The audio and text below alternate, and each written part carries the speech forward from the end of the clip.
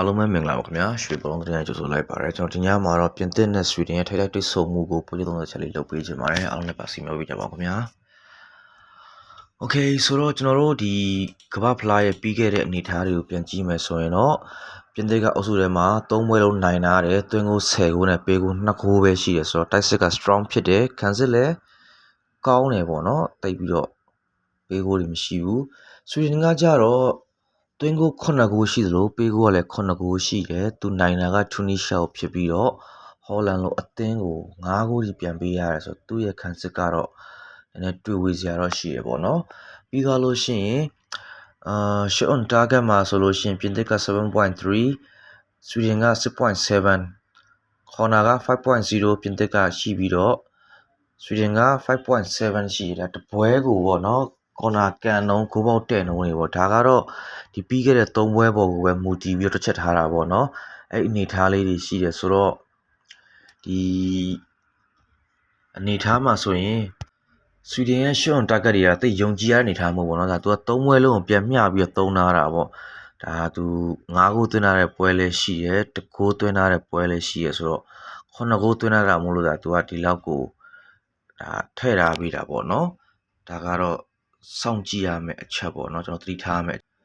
ပြီးတော့တစ်ဖက်ကတိုက်စစ်ကအမ်ဘာဘီတို့ဂျမ်ဘီလီတို့အိုလစ်တို့ဖြစ်တယ်ပေါ့နော်ဒီအချိန်ဒီမှာ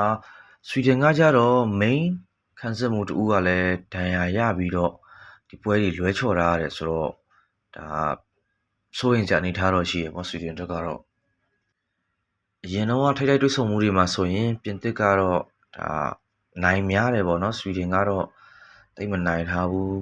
နောက်ပြီးတော့သူတို့အဲ့တုန်းကဆိုလို့ရှိရင်တော့ကိုကွာဟာချက်တွေကတိတ်မရှိဘူးဆိုပေမဲ့လက်ရှိအနေထားနဲ့တော့အကွာကြီးကွာနေတယ်ပေါ့နော်ပြင်သစ်နိုင်ချီကိုအားလုံးက85%ထိသတ်မှတ်ထားတယ်ပေါ့ခန့်မှန်းထားတယ်ဆိုတော့ဒီပွဲမှာတော့ပြင်သစ်ကတေချာပေါင်းနိုင်တာတော့နိုင်ပါဗျာ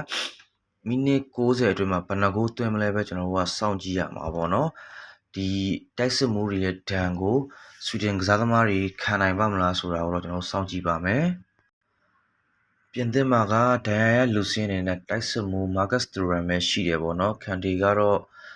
ကြက်သားမတမှုတွေရှိတယ်ဒါပေမဲ့ဝီလျံဆာလီဘာပြန်ပါလာမယ်ပေါ့နော်ဆွီဒင်မှာဆိုရင်တော့ဟီယန်ထိသွားတာတော့ဒါသူတို့အတွက်နည်းနည်းခက်ခဲလေးတော့ဖြစ်စေပါတယ်ဒီညရဲ့ပေါက်ကြီးအနေနဲ့ဆိုတော့ပြင်သစ်ကနှလုံး80နိုင်ထွက်ထားပြီးတော့6ပေါင်းက3လုံး50အရှုံးထွက်ထားပါတယ်ဆိုတော့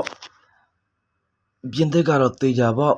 အနည်းဆုံးနှလုံးနဲ့တော့နိုင်ကြီးရတော့ရှိရဗျာ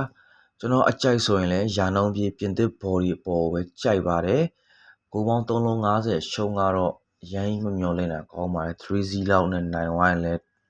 ဒါကိုပေါ်မှာမဟုတ်ဘူးပေါ့နော်ဆိုတော့ဆွီဒင်ရဲ့ဂိုးသွင်းနိုင်ဖို့ဆိုတာထက်ပြင်သစ်ရဲ့သွင်းနှုန်းကိုပဲကျွန်တော်ကမျှော်လင့်ရမှာဆိုတော့ဒီပွဲကတော့ဂိုးပေါ်ကိုပယ်ထားလိုက်ပါအကောင်းဆုံးကတော့ပြင်သစ်ဘော်ဒီကတော့အကောင်းဆုံးပါပဲโอเคအားလုံးကိုကျေးဇူးအများကြီးတင်ပါတယ်ကျွန်တော်နောက်ဗီဒီယိုမှာထပ်တွေ့ပါမယ်ခင်ဗျာ